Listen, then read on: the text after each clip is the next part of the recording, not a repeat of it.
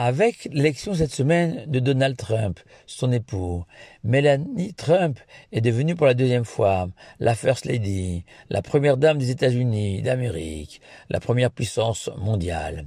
Formidable destin pour une jeune fille slovène, issue d'un milieu relativement modeste, dont la beauté a été le principal atout. Notre paracha aussi, Lech Lecha, avec toutes les précautions d'usage dans ce genre de comparaison. La Torah raconte la saga de Sarah, l'épouse d'Abraham, considérée par le Talmud comme l'une des 4 plus belles femmes de l'histoire. Sarah, littéralement la princesse de l'humanité et première matriarche du peuple juif. Et la paracha raconte que peu après leur arrivée au pays de Canaan, Avram et Sarah, devant la famine frappant la future terre promise, sont contraints de se diriger vers l'Égypte. Et juste avant de traverser la frontière, Avram se tourne vers Sarah et lui déclare « Voici, je sais que tu es une femme très belle ». Déclaration surprenante, car même si c'est toujours agréable pour une femme d'être complimentée pour sa beauté, qui plus est de la bouche de son mari, néanmoins on peut s'interroger sur les motivations de notre patriarche Abraham, alors qu'ils sont poussés par la faim, en voyage, mariés depuis des dizaines d'années, inquiets pour leur avenir. Qu'est-ce qui a pu pousser Abraham à soudainement admirer la beauté de Sarah à ce moment-là, et plus encore le besoin de la Torah de le mentionner? Et on peut répondre qu'effectivement, la Torah vient ici donner une leçon à tous les maris de la terre, qu'il n'y a pas d'âge, pas de moment, pas d'endroit, qui dispense un homme ou une femme de complimenter son conjoint. Un compliment comme une reconnaissance des qualités de l'autre, indispensable à son équilibre, à son développement, à son bien-être. D'ailleurs, les effets positifs d'un compliment sont reconnus par les médecines modernes. Je pourrais m'arrêter là, sur cette idée de l'importance d'un compliment. Dayez-nous, ça nous aurait suffi, comme nous le disons le soir des Pessars. Néanmoins, Rachi, comme à son habitude, va proposer une explication beaucoup plus en phase avec le sens littéral du texte. Et Rachi va rappeler que les Égyptiens étaient des êtres particulièrement laids et vilains, et qu'Abraham a alors voulu, à travers ce compliment, mettre en garde Sarah, que du fait de sa grande beauté, et tenant compte des us et des coutumes de l'Égypte, Sarah risquait fort d'être emmenée de force au palais du Pharaon et lui assassinée pour se débarrasser du mari gênant. Mais Rachi cite une deuxième explication au nom du Midrash Rabbah, rappelant qu'habituellement, la beauté des femmes est altérée par le voyage, la fatigue, les conditions particulières du chemin, qui font qu'elles paraissent beaucoup moins belles, souvent engoncées dans des manteaux, les cheveux défaits, le visage fatigué. Tandis que Sarah, elle, même en voyage, sur les chemins en sable de l'époque, a conservé toute sa beauté, tout son éclat.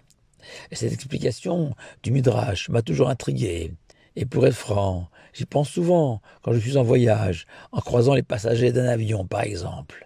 Mais il me semble difficile de s'arrêter à une compréhension superficielle de ce compliment d'Abraham. Et il est peut-être possible de dire qu'Abraham a voulu surtout louer les qualités morales de Sarah. En effet, même si Abraham a brillamment relevé les 10 épreuves imposées par l'Éternel pour tester sa foi, et Abraham occupe le devant de la scène, Sarah, elle aussi, est au moins l'égale de son mari, car Sarah était elle aussi une prophétesse, selon le Talmud, qui a soutenu, accompagné et même a activement relevé tous les défis que Dieu a proposés à Abraham, et que le devoir d'immigrer en Égypte, peu après être arrivé au pays de Canaan, à cause de la famine, était une véritable épreuve, à la fois pour Abraham et plus encore pour Sarah. Car Abraham et Sarah avaient tout quitté, tout abandonné, tout laissé derrière eux, pour suivre l'ordre de l'Éternel et s'installer au pays des Canaan, ce lieu où Dieu leur avait promis de les bénir, de leur offrir une descendance, eux qui en étaient privés. Et voilà qu'à peine arrivés dans cette terre de tous les rêves, Patatras, non seulement le pays des Canaan n'était pas un paradis, pire, la famine y règne. Et comment ne pas douter pour Abraham, mais surtout pour Sarah, car pour elle, tellement impatiente d'enfanter, reprendre la route, comme nous l'enseignent nos sages, ne favorise pas du tout des projets de bébé. De plus, l'Égypte et ses mœurs dépravées étaient infiniment plus dangereux pour elle, si jolie, que pour Abraham, pour lequel il a suffi de ne pas mentionner qu'il était marié avec Sarah, mais qu'il en était seulement le frère, non seulement pour se sauver, mais au contraire pour être couvert d'or et d'argent par le Pharaon, brûlant de désir pour Sarah. Dès lors, on peut ainsi comprendre le compliment d'Abraham. Une femme en voyage symbolise une personne tout au long de son existence, comparée à un voyage sur le chemin de la vie, une course depuis la naissance jusqu'à son dernier jour.